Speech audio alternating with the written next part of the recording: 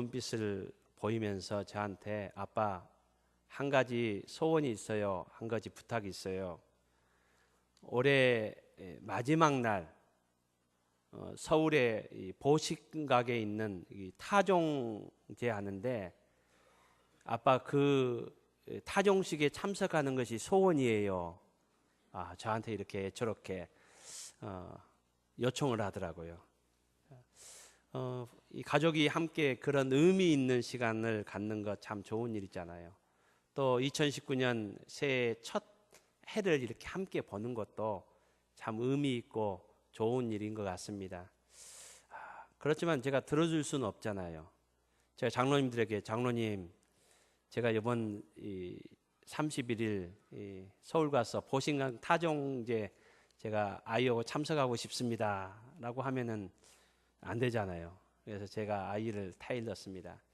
여러분 누가복음 10장에 보면은 예수님께서 이 나사로 가정에 찾아왔을 때에 이 자매가 되잖아요. 마르다와 마리아가 예수님을 영접하는데 이 마르다는 음식 준비한다고 막 분주한데 이 동생 마리아가 돕지 않으니까 말씀 듣는 자리에 앉아 있으니까 예수님께 제 여동생 좀 혼내주십시오 이렇게 얘기할 때 예수님이 이렇게 말씀하셨잖아요. 마리아는 마르다 보고 네가 지금 잘못하고 있다고는 하지 않았습니다. 너도 참 귀한 일 하고 있지만은 마리아는 더 아름답고 좋은 일을 하고 있다라고 이렇게 말씀하셨습니다. 사랑하는 성도님 여러분, 이 땅에 많은 좋은 일들이 있지만은 우리가 하나님께서 가장 기뻐하시는 일, 하나님께서 가장 소중히 여기시는 일들을 우리가 할 수 있는 저와 여러분이 될 수 있기를 주님의 이름으로 축복합니다. 저는 단언하건대 2018년을 마무리하면서 2019년을 맞이하는 그 시간에 이 땅에서 가장 소중하고 가장 귀중한 일은 하나님 앞에 나와서 하나님 앞에 예배 드리는 일이라고 생각합니다. 우리 모든 월계교회 성도님들이 이 자리에 함께 하나님을 예배하며 2018년을 마무리하고 2019년을 준비하는 맞이하는 우리 월계교회 모든 성도님들 다 될 수 있기를 주님의 이름으로 축복합니다. 오늘 성경 말씀은 첫사람 아담을 찾아오시는 우리 하나님을 소개하고 있습니다. 이 하나님의 모습을 성경은 이렇게 표현하고 있습니다. 동산에 거니시는 여호와 하나님. 여러분 이 동산은 어떤 동산입니까? 우리가 잘 알고 있는 에덴 동산입니다. 하나님께서는 에덴 동산에서 아담과 하와가 만나셨습니다. 그들과 교제하셨습니다. 그들과 함께 하신 곳이 에덴 동산입니다. 하나님께서는 아담과 하와와 만나시고 교제하시고 함께 하시는 그 동산을 거닐고 계시다라고 이렇게 말씀하고 있습니다. 여러분 이 거닐다는 이 의미는 여러 가지 의미가 있을 수 있습니다. 우리 첨단의 대표적인 공원 하면 쌍암공원을 얘기합니다. 여러분 제가 쌍암공원을 거닌다라고 할 때 저에게 있어서 쌍암공원을 거니는 것은 특별한 일입니다. 왜냐하면 저는 매일 가지 않기 때문에 그렇습니다. 예전에는 거기 운동을 하러 간 적이 있었지만 요즘은 올해는 거기 운동하러 가지 않습니다. 올해 제가 한 번인가 두 번 갔던 것 같아요. 만약에 그곳에 간다면 특별한 이유로 갔고 또 누군가를 만나기 위해서 그곳을 갔을 것입니다. 여러분 그렇지만은 어떤 분들에게서는 쌍공원은 매일 나가는 공원입니다. 매일 그곳에 가서 그곳을 거닐면서 그곳을 운동하는. 그러니까 어떤 사람에게는 특별한 날 특별한 이유 때문에 그곳을 갈 수 있지만 어떤 분들에게는 항상 그리고 매번 그곳을 거닐 수가 있습니다. 이렇게 의미가 틀릴 수 있습니다. 사람마다. 여러분 하나님께서 에덴 동산을 거니셨다. 이 거니셨다는 의미, 이 단어에는 어떤 의미를 담고 있습니까? 이 거니시다는 이 동사의 시제를 보면은 하나님께서 특별한 어떤 목적과 특별한 때에 단회적으로 어떤 특별한 경우에 가는 그런 의미를 말하고 있지 않습니다. 습관적으로 반복적으로 거니셨다는 그런 의미를 담고 있습니다. 이 말은 어떤 의미입니까? 하나님께서는 오늘 본문에서는 이 아담과 하와를 찾기 위해서 특별한 목적과 이유를 가지고 오셨지만은 이 이전에 하나님께서는 항상 아담과 하와를 만드시기 위해서, 아담과 하와와 교제하시기 위해서, 아담과 하와와 함께 하시기 위해서 이 에덴 동산에 반복적으로 계속적으로 하나님께서 오셨음을 오늘 성경에 거니셨다라는 단어를 통해서 우리에게 말씀해 주고 있습니다. 사랑하는 성도님 여러분, 우리 하나님은 저와 여러분을 항상 찾아오시는 분이십니다.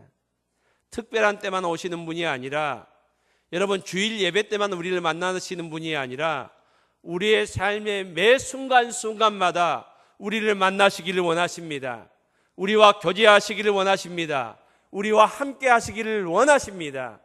여러분 2018년에도 우리를 향하여 이런 마음을 가졌던 우리 하나님, 2019년을 맞이하는데 항상 우리와 함께 하시기를 원하시고 우리를 찾아오시기를 원하시고 우리와 교제하시기를 원하시는 이 하나님 만나고 교제하며 함께하는 복된 2019년이 될 수 있기를 주님의 이름으로 축복합니다.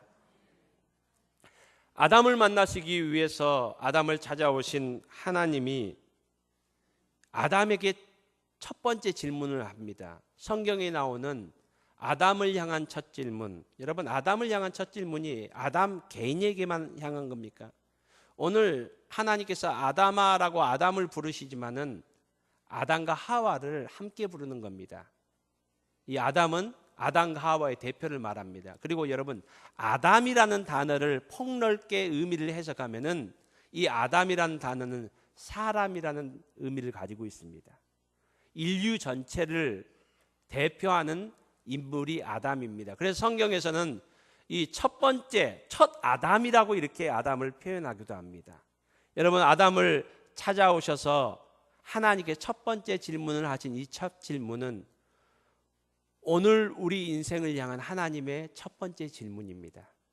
첫 번째 질문, 순서상의 질문이기도 하겠지만은 우리 인생을 향한, 아담을 향한 가장 중요한 질문이기도 합니다. 여러분 하나님께서는 어떤 질문을 하고 있습니까? 아담을 부르시며 내가 어디 있느냐? 아담을 향하여 아담아 내가 어디 있느냐?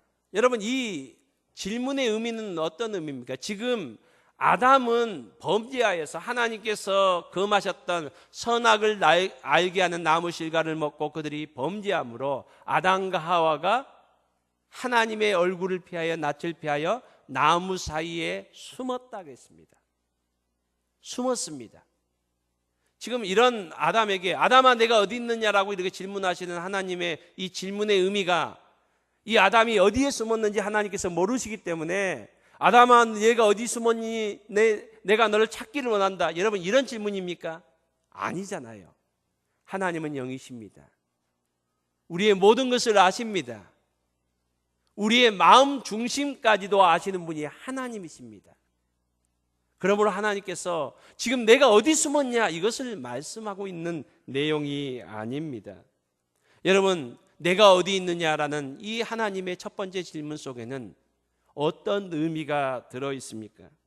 여러분 얼마 전까지 죄가 아담과 하와와 하나님과 사이를 이렇게 가르기 이전까지, 죄가 들어오기 전까지, 그들이 죄를 범하기 전까지 아담과 하와는 하나님과 함께 교제했습니다. 에덴 동산에서 하나님과 함께 즐거워했습니다. 행복했습니다. 하나님을 볼 때마다 너무나도 기뻤고 즐거웠고 행복했습니다. 그랬던 아담과 하와가 지금 어떤 모습입니까? 하나님을 보고 싶어 했고 하나님을 기뻐했던 그들의 모습이 이제는 하나님을 무서워하고 있습니다. 하나님을 두려워하고 있습니다.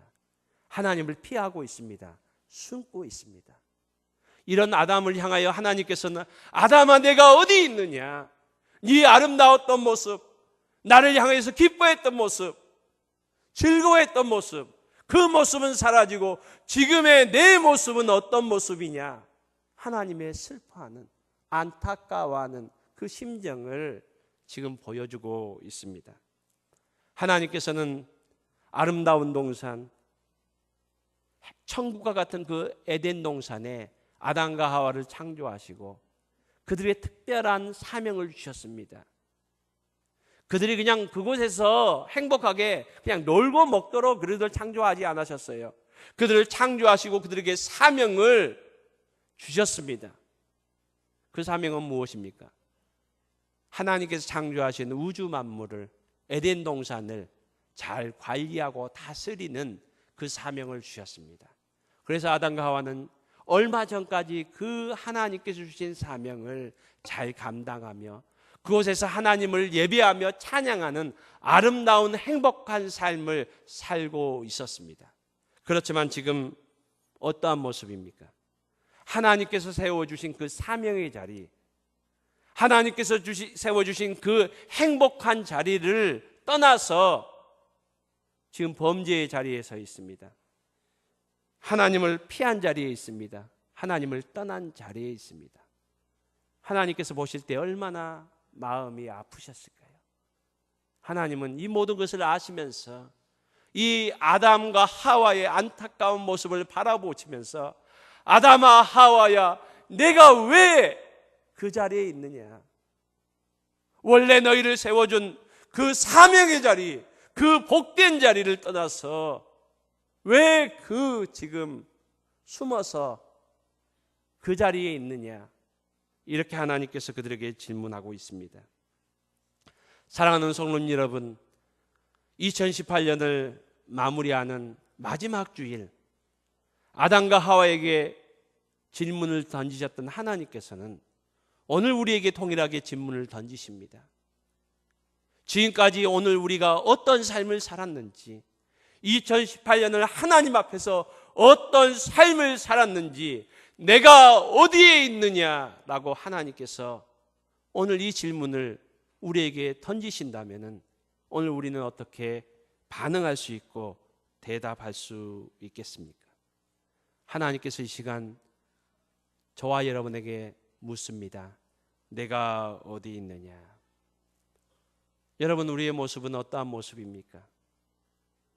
오늘 우리가 예배의 자리에 나왔는데 예배의 자리에 나올 때마다 하나님의 말씀이 기대되는 그 마음이 있었고, 예배의 자리 때마다 하나님 앞에 예배드리는 게 기뻤고 즐거웠는데, 여러분 찬송가 85장 가사에 이런 찬양이 있잖아요. 구주를 생각만 해도 내 마음이 좋거든, 주 얼굴 배울 때에야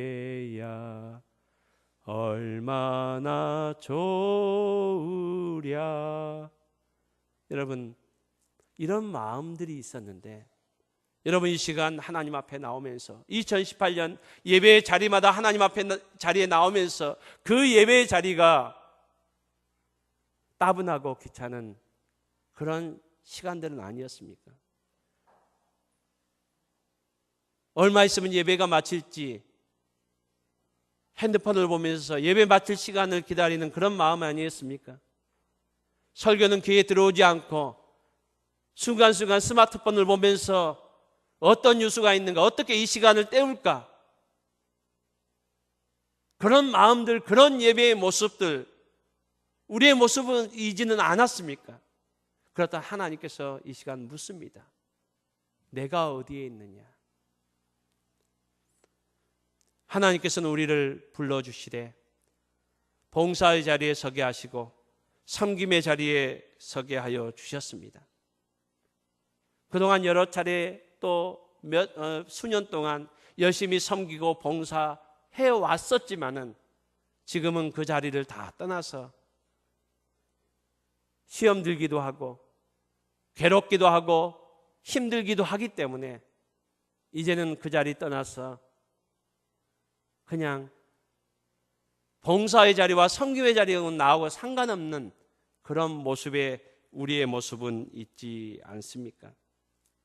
그렇다면 하나님께서 이 시간 내가 어디 있냐라고 이렇게 하나님께서 우리에게 물으신다면 오늘 우리는 무엇이라고 하나님께 대답할 수 있겠습니까? 오늘 본문 9절에 하나님은 아담을 부르시며라고 이렇게 표현되어 있습니다. 9절 말씀에 보면은 여호와 하나님이 아담을 부르시며, 이 말은 지금 하나님의 낯을 얼굴을 피하여 동산 나무 사이에 숨어 있는 아담을 향하여 큰 소리로 하나님께서 아담아 아담아 내가 어디 있느냐라고 이렇게 큰 소리로 부르다라는 그런 의미가 있습니다. 이 단어에는. 그렇지만 또 다른 의미가 있습니다. 이 부르시며라는 단어에는 소환하다라는 의미가 있습니다. 여러분, 소환하다라는 의미는 어떤 의미를 말하고 있습니까? 여러분, 마태복음 25장은 우리가 잘 아는 달란트 비유가 나와 있습니다. 달란트 비유 우리 수차례 설교를 통해서 들어서 그 내용을 잘 알고 있습니다. 주인이 자기 포도원을 자기의 종들에게 한 종에 5달란트, 2달란트, 1달란트를 맡기고 타국으로 갔습니다. 가면서 간곡히 부탁합니다. 내가 얼마간 있다가 돌아올 텐데, 언젠간 돌아올 건데 그때까지 내가 너희에게 맡겨준 거 잘 활용해라 라고 이렇게 부탁하고 옵니다. 성경은 말합니다. 오랜 후에 주인이 돌아왔습니다. 그리고 종들과 결산을 하기 위하여 부르는 모습을 마태복음 25장은 우리에게 보여주고 있습니다. 여러분, 이 마태복음 25장 주인이 돌아와서 결산하기 위해서 종들을 다 소집하고 불러 모으는 이 모습이 바로 소환하였다라는 겁니다. 사랑하는 성도 여러분, 하나님은 우리에게 일을 맡기실 뿐만 아니라 언젠가는 우리를 부르십니다. 소환하십니다.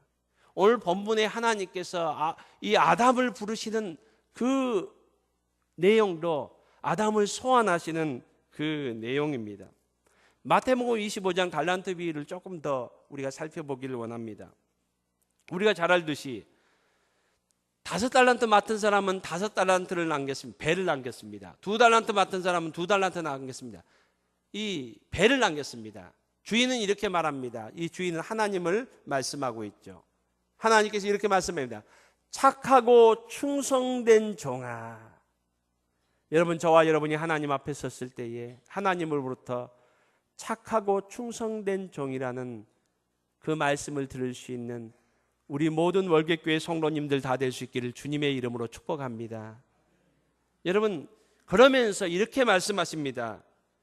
내가 큰 일에 충성하였음에 라고 이렇게 말씀하지 않습니다. 적은 일에 충성하였다.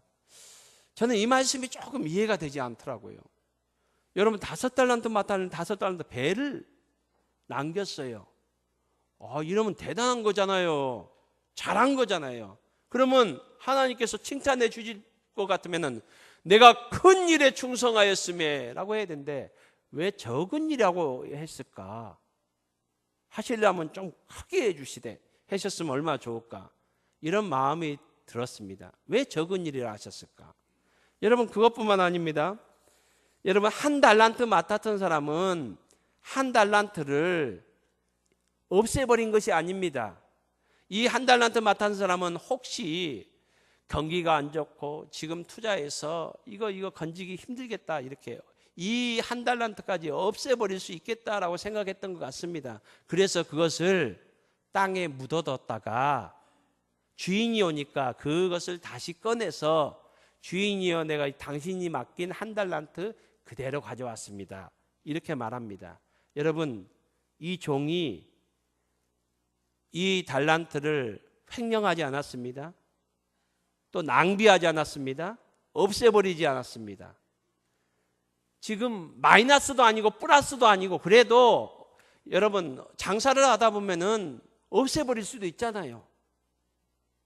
그런데 이 종은 그래도 그대로 가지고 왔어요. 그런데 주인은 하나님은 이렇게 말씀합니다. 악하고 게으른 종아. 좀 심한 표현 같아 보입니다. 악하고 게으른 종아라고 이렇게 말씀하고 있습니다.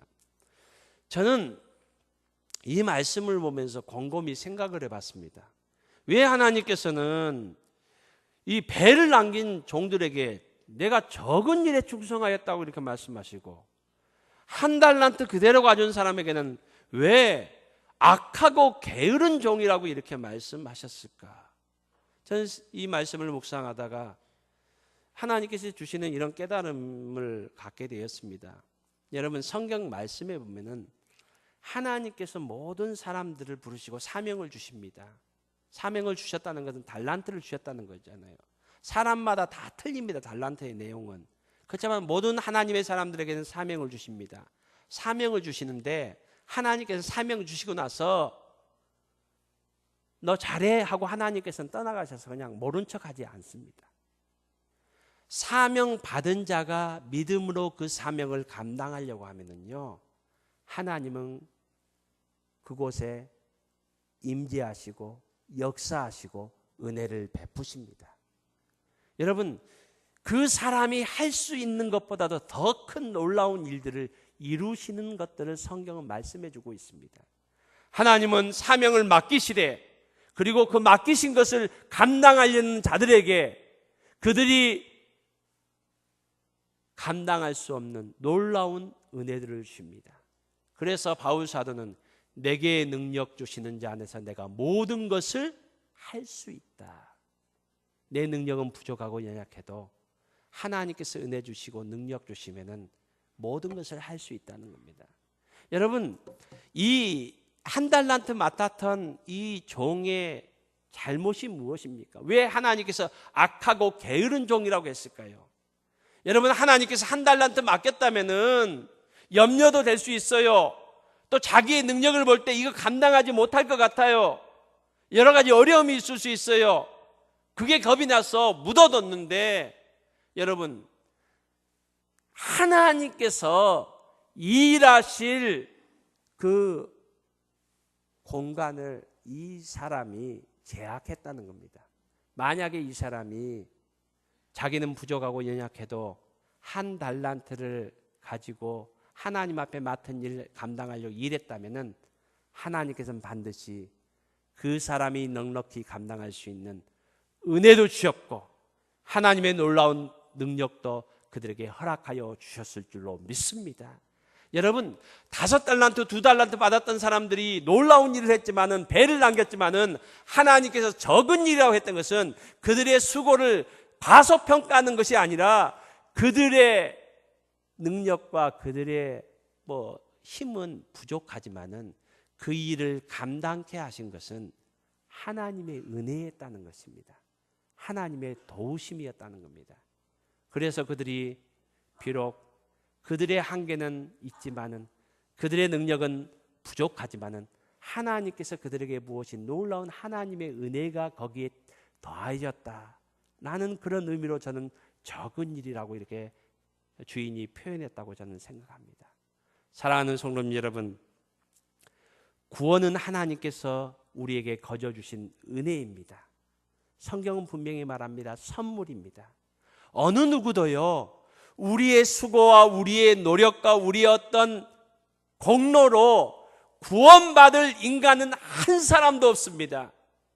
우리 모두는 공짜로 구원받았습니다. 하나님의 은혜입니다. 하나님의 선물입니다. 그러나 구원받은 자의 삶, 구원받은 자로서의 열매에 대한 의무와 책임은 있습니다. 구원은 우리가 공짜로 은혜로 받았지만은 구원받은 자로서의 삶, 그리고 구원받은 자로서의 열매를 맺어야 될 책임이 있다는 겁니다. 여러분, 우리의 삶 가운데 하나님께서 일하실 수 있는 삶의 영역을 넓힐 수 있는 저와 여러분이 될 수 있기를 주님의 이름으로 축복합니다.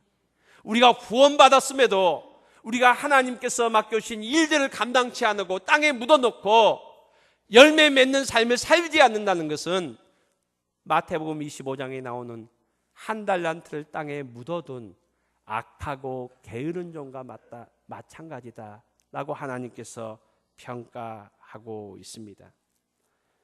우리가 잘 알고 많은 세계 사람들이 믿는 사람이나 믿지 않는 사람, 하나님을 믿는 사람이나 믿지 않는 사람 모두 다 공통되이 존경하는 이 마더 테레사, 모든 가난한 자들의 어머니라고 이렇게 불리지 않습니까? 이 마더 테레사가 이런 말을 남겼습니다. 나는 하나님의 연필입니다. 하나님은 작은 몽당 연필로 당신의 좋아한 것을, 당신의 위대한 것을 그리십니다. 하나님은 우리가 아무리 불완전한 도구라 할지라도, 아무리 우리가 부족한 연약한 존재라 할지라도 그것으로 너무나 아름다운 그림을 그리십니다.